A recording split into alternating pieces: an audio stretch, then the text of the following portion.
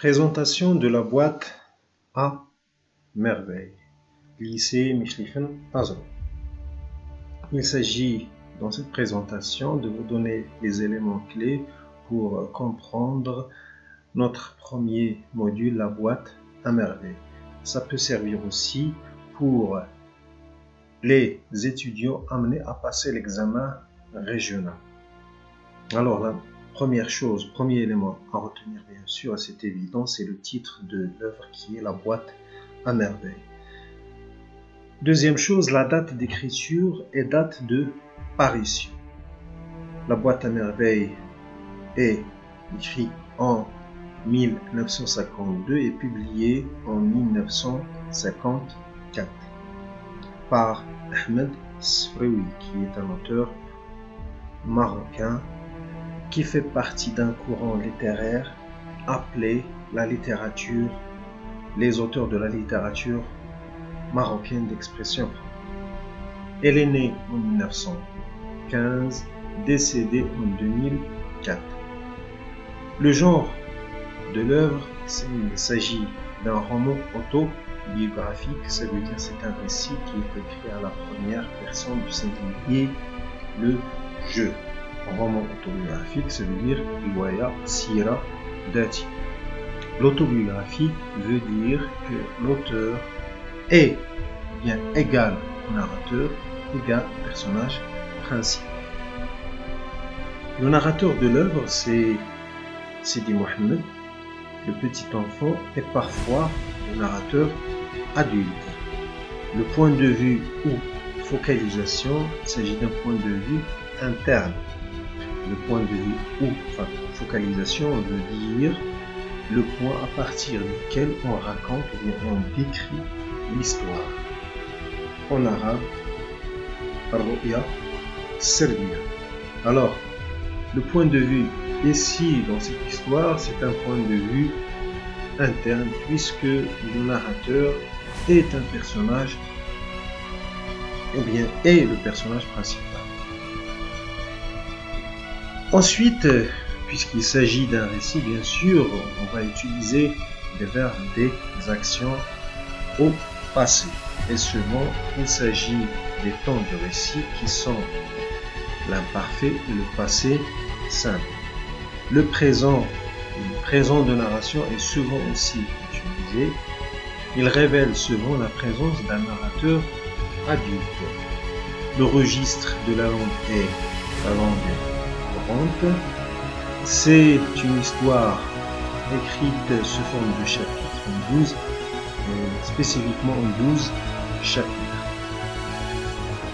Toute l'histoire se déroule presque en une année. Il s'agit de 3 saisons. L'hiver, le printemps et l'été. Le narrateur raconte ces événements quand il avait 6 ans. Donc, ça veut dire en 1921, puisqu'il est né en 1915. 1915 plus 6, ça donne 1921. Durée du récit, 9 mois. Alors, comme je l'ai dit tout à l'heure, presque une année.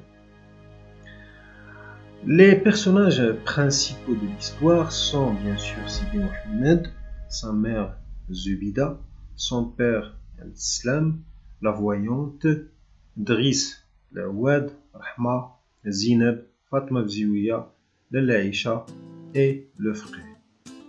La plupart de ces personnages sont les habitants de Dar Chouafa. L'événement principal de l'histoire, c'est la perte du capital, c'est la ruine du père qui a perdu son capital et il était obligé d'aller voyager aux environs de Fès pour travailler et pour reconstituer un capital pour revenir à Fès. Les figures de style utilisées dans la boîte à merveille sont multiples, je cite seulement pour l'exemple la comparaison, la métaphore et les hyperboles, bien sûr il y en a d'autres. Le contenu de la boîte à merveille, pas la boîte à merveille, c'est le titre de l'œuvre. Alors la boîte à merveille contient des objets qui sont ordinaires et hétéroclites, mais bien sûr qui ont une fonction symbolique dans l'histoire. La boîte à merveilles, il symbolise beaucoup de choses, comme on va le voir. Alors, il a une fonction, wadifa, le symbolisme, ramziya, et fonction, wadifa, de la boîte. Donc, symbolisme et fonction de la boîte. La boîte lui permet pour l'auteur de s'évader du monde réel, d'imaginer, de vivre dans le merveilleux. Grâce à sa boîte, il se sentira moins seul et moins triste, puisque tout son problème, c'est la solitude. Différents thèmes sont développés par la boîte à merveilles, tels que la famille, la solitude, la solidarité, la modernité et autres thématiques. Lieux décrits ou fréquentés. Alors il s'agit de Darchouafa, le Msid, le bain, sa maison, la maison de l'Aïcha, la Kissaria, les ruelles, la Médina, la chambre de Rahma, le souk des bijoutiers, le mausolée, maison du voyant et la Rafi. La ville du récit, bien sûr, c'est la ville de Fès. Il s'agit de la vieille ville, Médina al-Qadima, bien ce qu'on appelle la Médina. Alors, Abdeslam, c'est le prénom du père du narrateur et c'est un tisserand, c'est son métier. La fin de l'histoire, c'est ce qu'on appelle dénouement et situation finale. Il s'agit du retour du père, c'est la réouverture de la boîte. Cette boîte qui a perdu son caractère merveilleux après le voyage du père. Mais après son retour, il va retrouver son éclat et l'auteur va retrouver sa boîte avec sa dimension merveilleuse. Caractéristique du personnage principal, qui est Sidi Mohammed, bien sûr, c'est la solitude, la capacité d'inventer des mondes fantastiques merveilleux.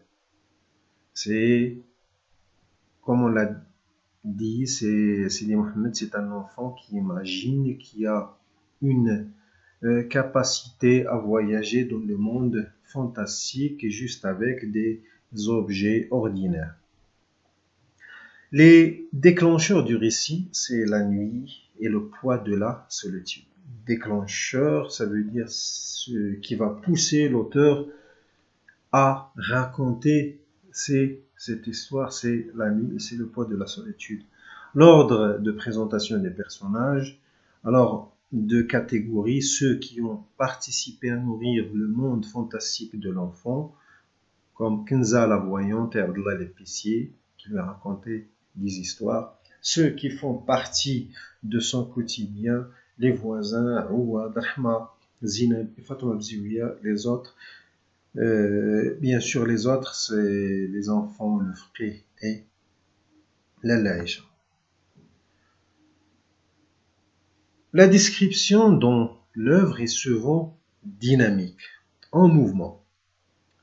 Le chant, les chants lexicaux utilisés, c'est la magie, l'impureté, comme c'est le cas dans le bain mort, le hammam, le désespoir, l'horreur, la solitude et autres thématiques.